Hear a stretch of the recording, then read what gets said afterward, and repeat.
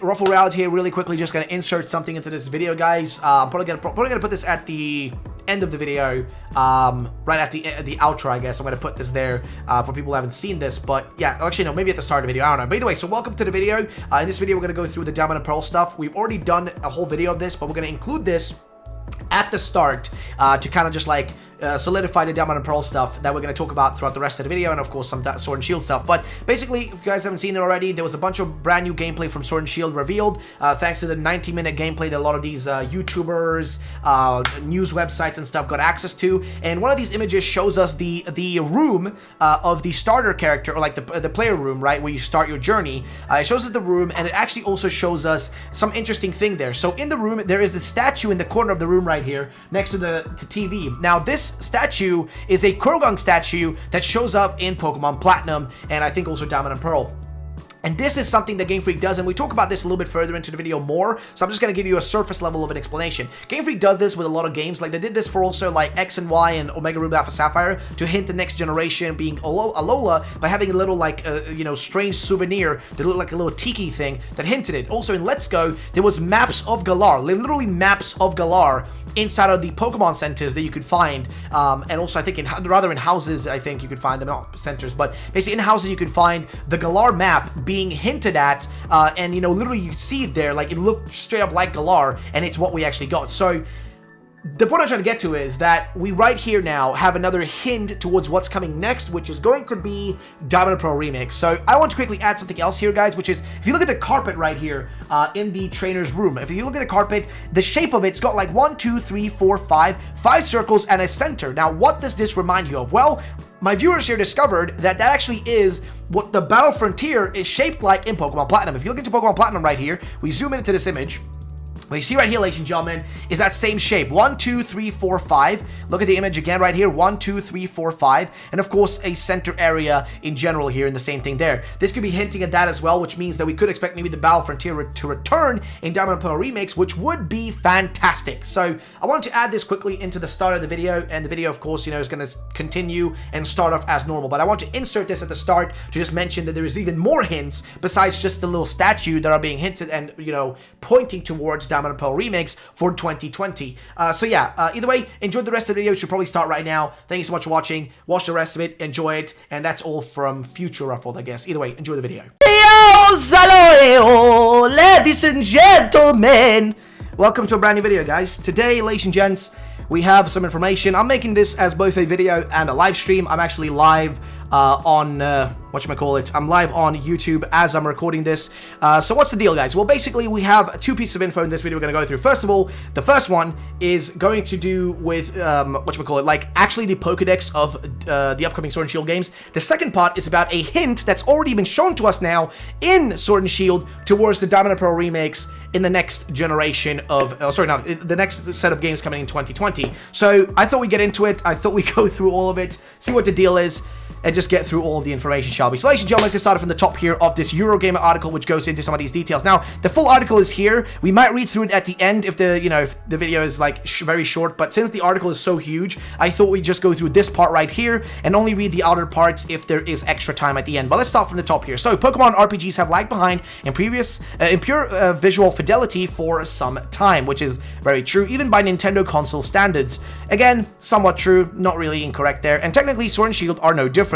The frame rate seems stable enough, even in more dramatic battles like the Max Raids I tried out, which is a welcome improvement over later 3DS era games like Ultra Sun and Ultra Moon, which did have a lot of, you know, a lot of lag, if I'm going to be frankly honest. And the partially backgrounds and considerably more intricate and evocative when you get playing than the slightly washed out impression given off from trailers.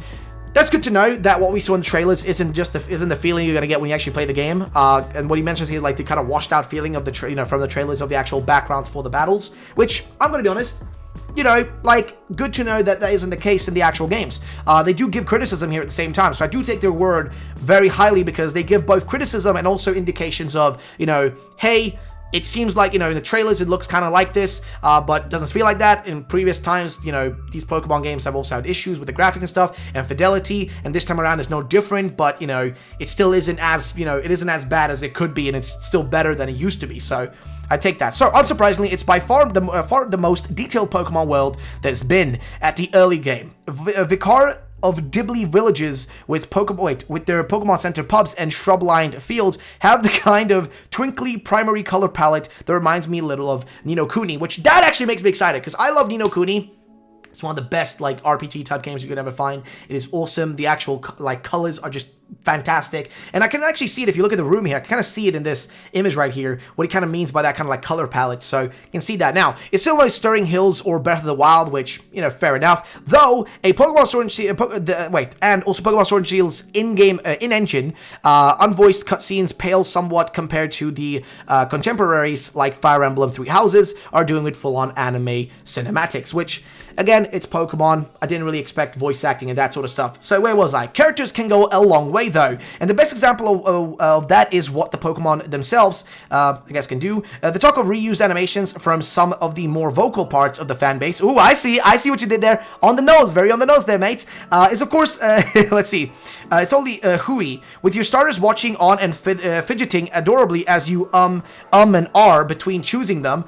Pokemon move around the wild with what feels like a little more flourish than the robotic back and forths of wild creatures in Let's Go, and knowing anything about the UK, or at least its more positive stereotypes, means plenty of the little in-jokes and caricatures make for neat, oddly nostalgic touches as you look around. Now, local wildlife is also rather brilliantly imagined, with what seems like one of the largest suits of new Pokemon. I can't reveal them yet, sadly, making plenty of early appearances, and doing a wonderful job of romanticizing the Britain's somewhat mundane outdoors. So, this here is an indication, and as they've mentioned, as a lot of people have already mentioned, it seems like these games will offer up a bunch of brand new Pokemon very early on. I think some posts mention about 7 different Pokemon, and remember, if it's 7 different Pokemon, if even like half of those Pokemon have like second stage evolutions, that's pretty darn good. That's like almost like what, give or take 10, 11, 12, maybe like 15 actual total Pokemon, if you think about it, because all their evolutions and all that stuff, like all that combined, in my opinion, is pretty awesome if you think about it. Like, straight up, it's pretty awesome. I don't know what to really like say beyond that. It's like, it's pretty Gucci in my honest opinion. So I don't know about you guys, but personally, sounds good to me. So anywhere between, like Good Gamer 10 mentioned in the chat here, 10, 11, 12, 15, anything in that, like, amount. And that's pretty great in my opinion. Like, that's a lot of Pokemon early on, right? And that's just the start of the game. There's a lot more of the game to go. That's only like, what, 90 minutes of gameplay? And you got to see about 7 of them. And like, there is more of that. And they also mentioned something that Mateo here mentioned in chat, is that the VG24 video says they are new Pokemon and Galar forms. So, hey, I'll take it.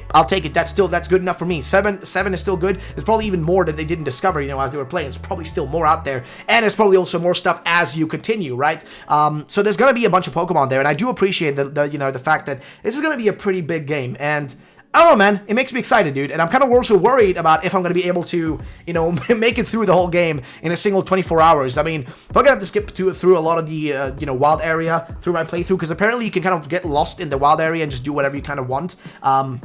Instead of just going straight to the objective, you can kind of do things there and have fun. So, I don't know. I mean, honestly, I'm Gucci with it. I'm Gucci with this. So, that is that. Now, let's get over to the more interesting part. So, ladies and gentlemen, you all know that not all of you maybe, but some of you do know that I have been talking about this since Let's Go was announced, and since we, back from like Let's Go era, but like, last year, I have been talking about the fact that in 2020, we would see Diamond and Pearl remakes. Now, why have I been saying this? Well, because it makes sense with how Pokemon does their release schedules, right? After a new generation, there's always a new remake set of games, right? Now, the next games that are set for remake are Diamond and Pearl, aka Sinnoh, aka Gen 4. Those are the games that are set for release, next up, right? The games next to be made and next to be released after a brand new generation is released, aka Sword and Shield being a new gen.